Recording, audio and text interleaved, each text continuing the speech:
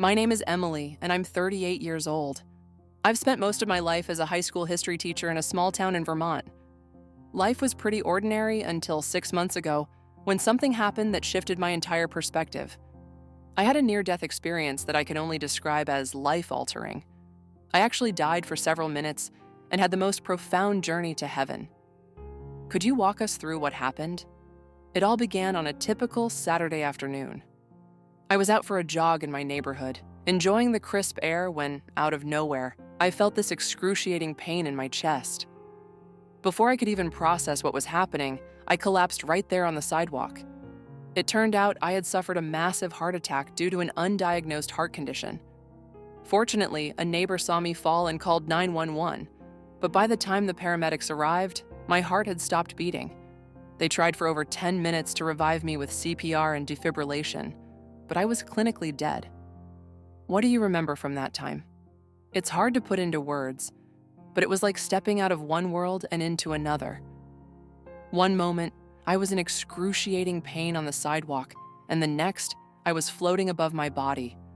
I could see the paramedics frantically working to revive me, but I was strangely detached from it all. Then, I was surrounded by the most stunning light you can imagine. It was brighter than the sun, but didn't hurt my eyes. I felt an overwhelming sense of peace, as if I was being drawn toward this light, like it was calling me home. And then, standing in the glow of that light, I saw him, Jesus. I knew it was him instantly, even though I'd never seen him before.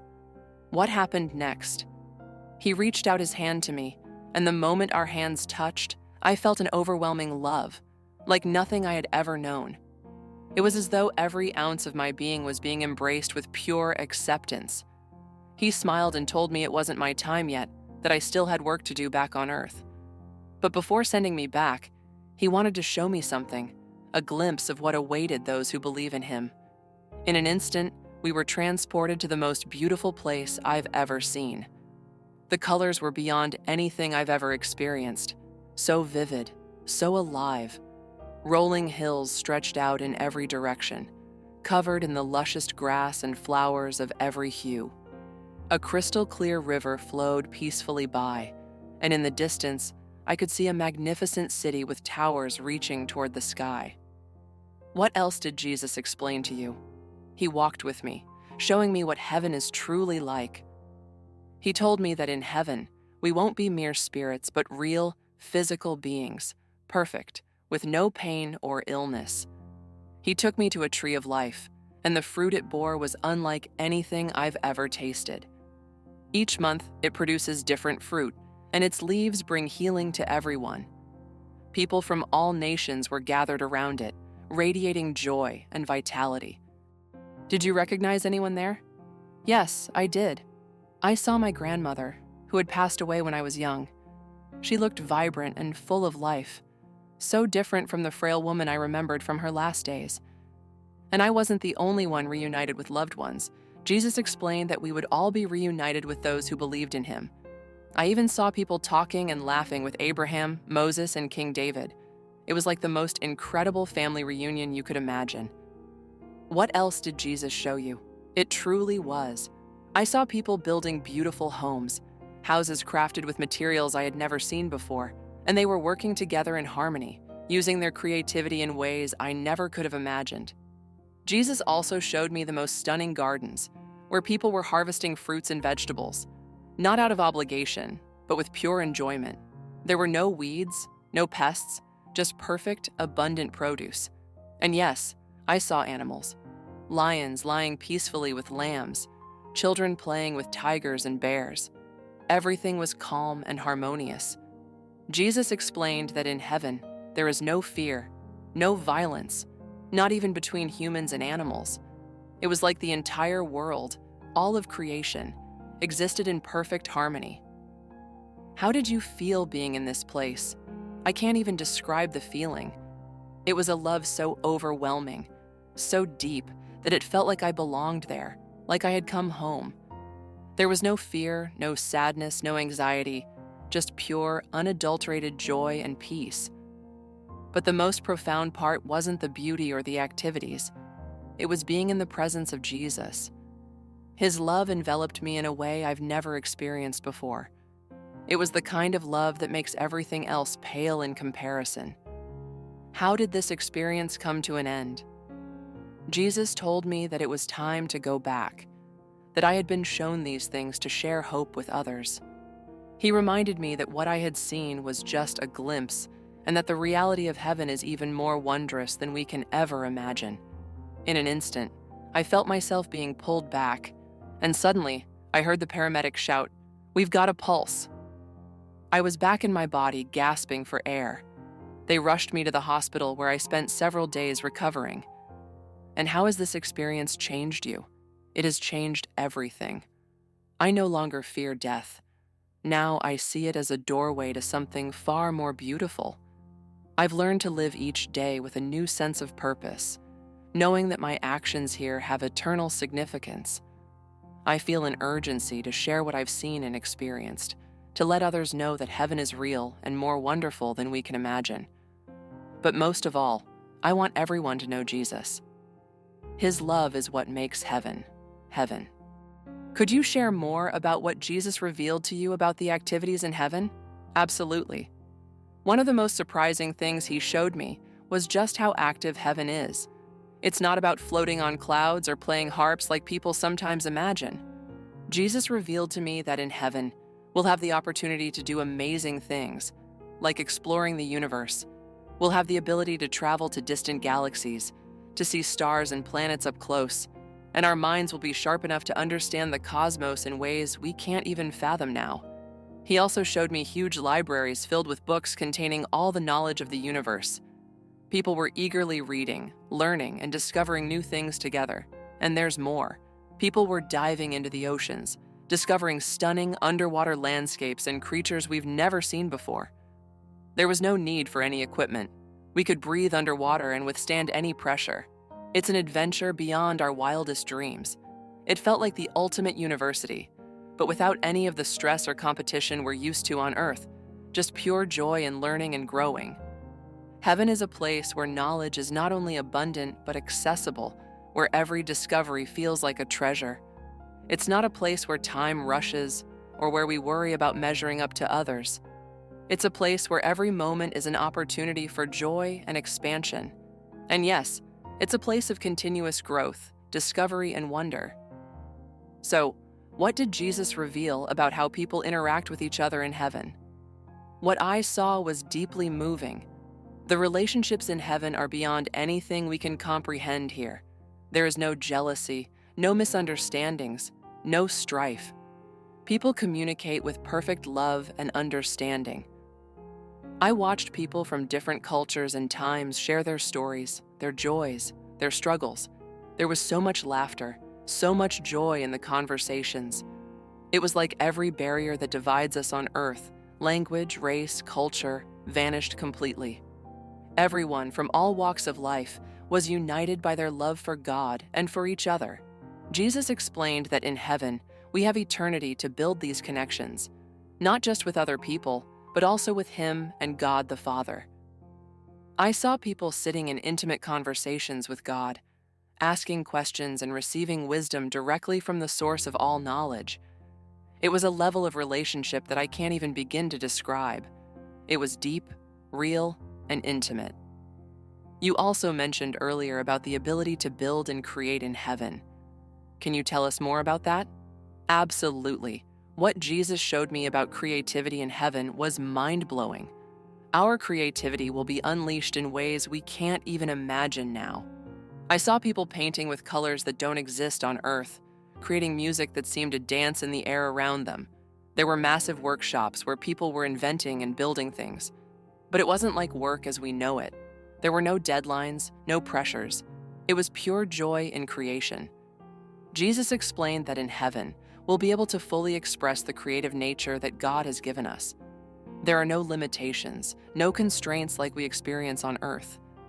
I saw people collaborating on breathtaking projects, building entire cities, sculpting landscapes, even creating new worlds. Our imagination would become reality. Jesus said that just as God is the ultimate creator, we'll be able to participate in creation in ways we can't even fathom right now. Did Jesus share anything about how time works in heaven? Yes, this was one of the most interesting parts. Jesus explained that in heaven, time is not experienced the same way we know it here. There are no days or nights, no aging, no rushing to meet deadlines. Every moment is full, rich, and meaningful. You could spend what seems like years exploring distant galaxies, having deep conversations with biblical heroes, or learning from God, but there's never that sense of time slipping away. In heaven, we will fully embrace the eternal nature of God, and there will always be more to explore, more to learn, more to create, without any pressure. We won't feel rushed, we won't feel stress. It's the perfect balance of enjoyment and fulfillment. That's such a reassuring thought. It really challenges the idea that heaven could ever be boring or repetitive. Speaking of misconceptions, did Jesus address any other common misunderstandings about heaven? Yes, he did. One thing he emphasized is that heaven isn't a disembodied, ethereal existence, like some people imagine. We'll have real physical bodies, perfect versions of our earthly selves, but without the flaws or limitations. We'll be able to see, hear, taste, touch, and smell in ways that are far beyond anything we can imagine now. He also showed me that heaven isn't just one fixed place, it's expanding. I saw Jesus preparing new spaces, just as he promised in the Bible. As more people come to believe in him, he creates new places for them in heaven, each one tailored to the individual. No one is forgotten or overlooked. Every place is unique, just like the people who live there. And another misconception he addressed is the idea that we'll lose our individuality in heaven. On the contrary, Jesus showed me that in heaven, we will become more fully ourselves than we ever could on earth. Our personalities, our talents, our desires, they will all be perfected, magnified. It's like we will experience the fullest expression of who we were always meant to be. You mentioned earlier the tree of life and its fruit. Can you tell us more about that? Oh, absolutely. The tree of life was one of the most awe-inspiring things I saw in heaven.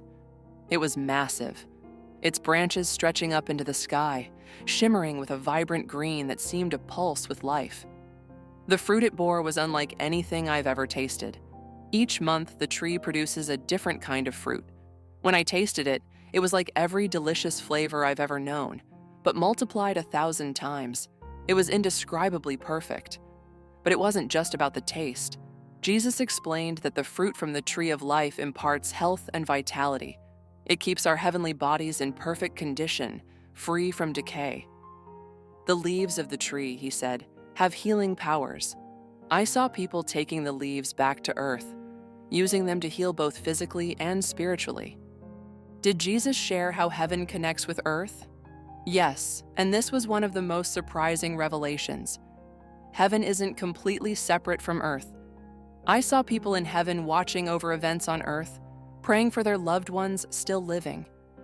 Jesus showed me that the prayers of those in heaven join with the prayers of believers on earth, creating a powerful spiritual force. Heaven is aware of earth. It's actively involved in the work of redemption. He also showed me glimpses of what the Bible calls the new heaven and new earth.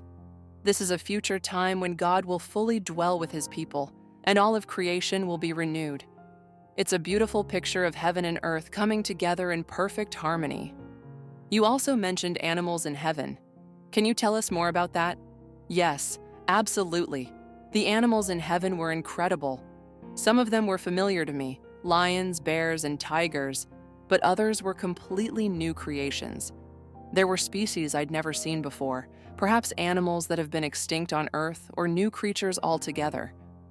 I saw them living in perfect harmony with each other and with us. It was a place of peace, where the natural world thrived without fear or violence. What struck me most was the incredible peace among the animals.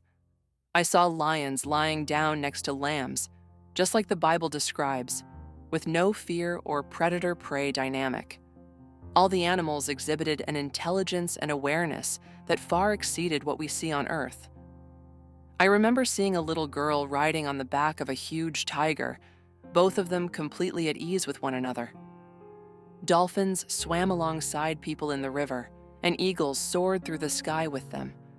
It felt as though the barrier between humans and animals had been completely removed. Jesus explained that in heaven, we'll be able to communicate with animals in ways we can't even imagine now. They are part of God's creation, and in heaven, we will fully appreciate and interact with them as God intended. That's such a beautiful vision. Heaven truly is a place of peace and harmony. Did Jesus share anything about how we can prepare for heaven while we're still here on earth? Yes, he emphasized this a lot. While heaven is a free gift, and we can't earn our way there, how we live on earth does matter. He encouraged me to live with an eternal perspective, knowing that our actions here on earth have lasting consequences in eternity. Jesus said that the best way to prepare for heaven is to grow in our relationship with him now. He encouraged me to spend time in prayer, to study the Bible, and to actively seek to know him better.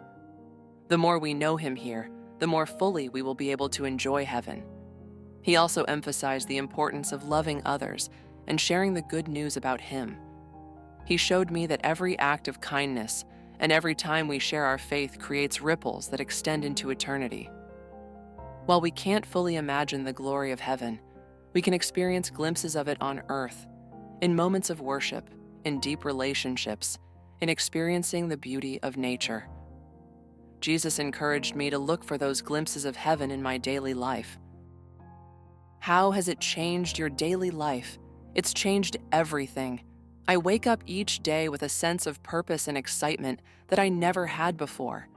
Knowing what awaits us in heaven gives me the courage to face the challenges of life here on earth. I find myself looking at people differently, seeing them as eternal beings, precious to God. It's made me more patient, more loving, and more willing to forgive. After all, the person who annoys me today might be my neighbor in heaven for eternity. I also find myself much less attached to material things. Don't get me wrong, I still enjoy the good things in life, but I hold them loosely, knowing that what awaits us in heaven is far greater than anything we can possess here. Most importantly, my relationship with Jesus has deepened. Knowing him, loving him, and serving him, that's what life is all about. Everything else flows from that relationship. Thank you for sharing that. Your experience is truly inspiring. For those who might be skeptical about near-death experiences, what would you say to them? I completely understand the skepticism. Before this happened to me, I might have been skeptical too. I'm a science teacher after all. I like evidence and logical explanations, but I would encourage skeptics to keep an open mind. There are so many accounts of near-death experiences from people all around the world, from different cultures and religions. While the details might vary, there are striking similarities in many of these stories. I would also say that the impact of my experience in itself is evidence of its reality. It has completely transformed my life in ways I never could have imagined. The peace, joy, and purpose I now have are beyond anything I've ever known. But ultimately, I don't expect anyone to believe just based on my word. I encourage people to seek the truth for themselves, explore the evidence, read other near-death experiences, and most importantly, seek a relationship with Jesus. He's the one who can truly confirm the reality of heaven in your heart. You mentioned worship in heaven earlier. Could you tell us more about that? Absolutely. Worship in heaven is unlike anything we experience on earth. It's not confined to a specific time or place. It's a constant state of being. Everything in heaven glorifies God, and everyone there is continually aware of his presence and goodness. Jesus showed me vast gatherings where millions of people from every nation, tribe, and tongue were praising God together. The music was indescribably beautiful, more complex and rich than the greatest symphony on earth, yet at the same time, more pure and simple. Colors seemed to dance in the air as people sang, and the ground itself seemed to vibrate with joy. But worship isn't just about singing. I saw people worshiping through their creative acts, painters glorifying God through their art, scientists praising him through exploration and discovery. Every activity in heaven is an act of worship because it's all done in loving response to God. Jesus explained that in heaven, we'll have a much fuller understanding of who God is and what he's done. This deepened knowledge fuels our worship. It's not obligatory or routine. It's the natural overflow of hearts, fully alive and aware of God's glory. That's such a beautiful thought. It seems like joy is a central part of the heaven experience. Could you elaborate on that? Yes, the joy in heaven is overwhelming. It's not just happiness or pleasure as we know it on earth. It's deeper, richer, and more complete. There's a constant sense of delight and wonder at everything around you. Jesus showed me that this joy comes from a few sources. First, there's the joy of being fully known and fully loved by God. On earth, we often hide parts of ourselves, fearing rejection. But in heaven, we're fully exposed before God and others, yet fully accepted and cherished. It's incredibly freeing. There's also the joy of continuous discovery and growth.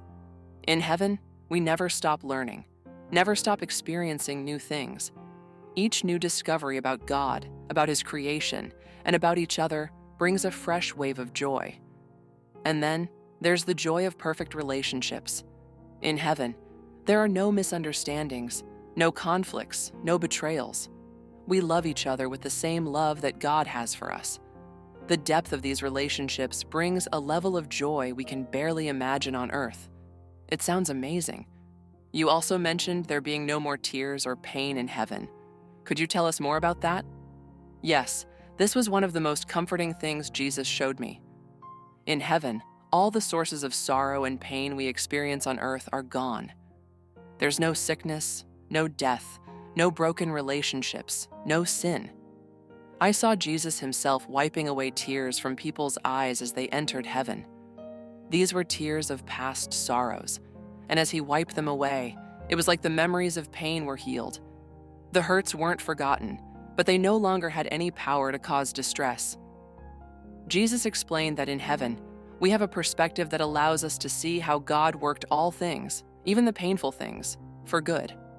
This understanding brings deep peace and even gratitude for the difficult experiences we had on earth. But it's not just the absence of bad things, it's the presence of all good things. There's a constant sense of comfort, security, and rightness that permeates everything in heaven. It's like finally being home after a long, difficult journey. Jesus also emphasized that what we'll experience in heaven is beyond anything we can imagine. As the Bible says, "Eye has not seen, nor ear heard, nor have entered into the heart of man the things which God has prepared for those who love Him." That's incredibly comforting. Now, you've shared so much about the wonderful things in heaven. Was there anything that surprised you or wasn't what you expected?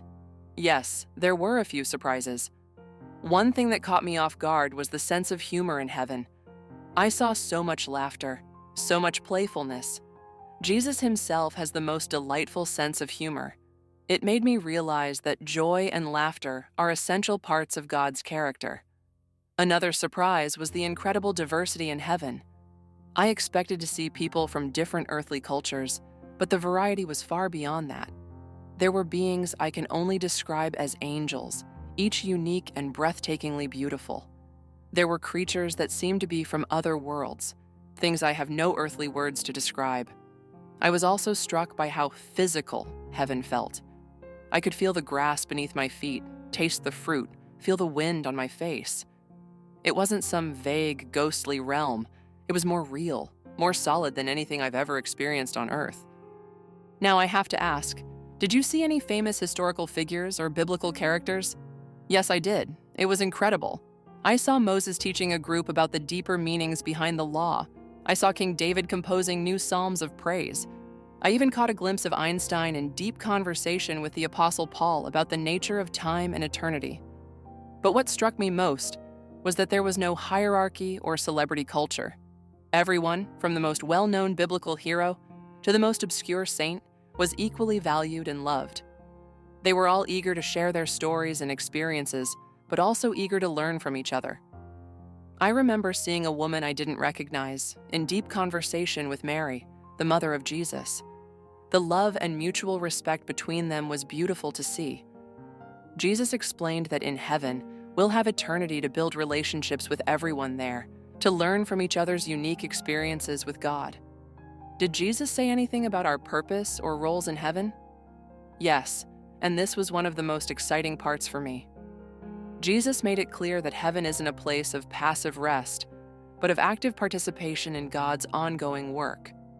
He showed me people being given what he called kingdom assignments, specific tasks or roles that align perfectly with their God-given passions and abilities. Some were creating new things, others were teaching, and some were involved in the governance of different parts of heaven. I saw people being sent on missions to other parts of the universe, exploring and bringing God's light to new realms. Others were involved in the continual expansion of heaven itself, helping to prepare places for new arrivals. Jesus explained that as we grow in our knowledge of God and in our abilities, our responsibilities will grow too. In heaven, work is never burdensome. It's always a joy, always meaningful, always in partnership with God and others. He also showed me how our earthly lives prepare us for our heavenly roles.